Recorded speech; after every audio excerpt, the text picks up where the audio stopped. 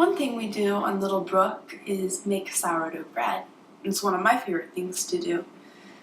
In the past, before people could just go to the store and buy baker's yeast, they would make sourdough bread by capturing the wild yeast that's in the air and everywhere around us and culturing it in sourdough starter. So that's what sourdough starter is, and that's what makes sourdough bread. So this starter is a culture of good yeast and bacteria. I could just make the bread dough and put it on the counter and say, oh, I hope that the good yeast in the air infiltrates it and makes it rise. But that's giving the bad yeast a chance too, so by using the starter, you're giving the good yeast a start. So here's the basics of keeping it.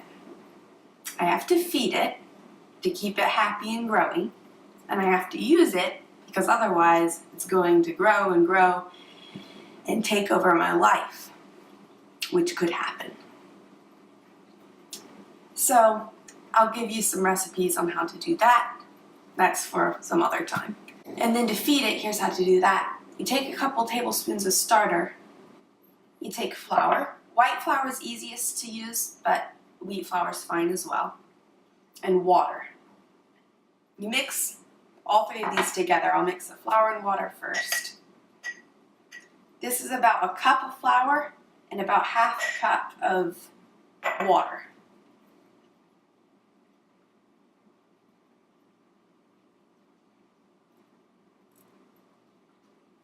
Don't worry about the clumps. And remember also, just make it the consistency that you want. Some people do this really technically and weigh it and everything. Just make it the consistency you want, but remember that it's going to get thinner as it works. And add your starter. Again, just need a couple tablespoons.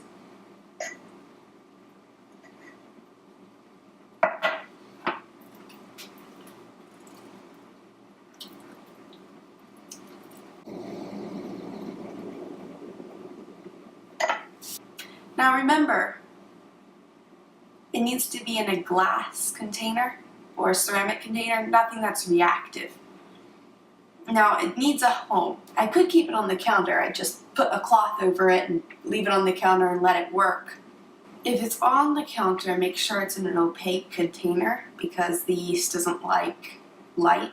But if it's at room temperature, you're going to have to use the starter every day. I usually keep mine in the fridge because that slows down the process of the fermentation, and I just only have to use it about every week or even every month, although that's kind of pushing it. So next week I'll pull my starter out of the fridge and take off the lid, cover it with a linen and let it work. It'll start getting bubbly and stuff. I'll use most of it in a recipe and save a little bit, feed it again, put on the lid, put it in the fridge. And that's it. So that's it. It's kind of like keeping a little pet. You have to pull it out and feed it and take care of it, and it's good. And it makes good stuff. It's better than being dependent on the store. So enjoy. I hope you keep sourdough starter. If you don't have a start and if you don't know someone who has a start, contact me. If you live nearby, I'll give you a couple tablespoons to get started.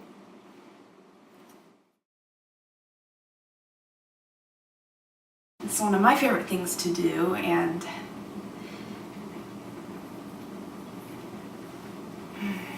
darn, it's one of my favorite things to do. In the past, darn.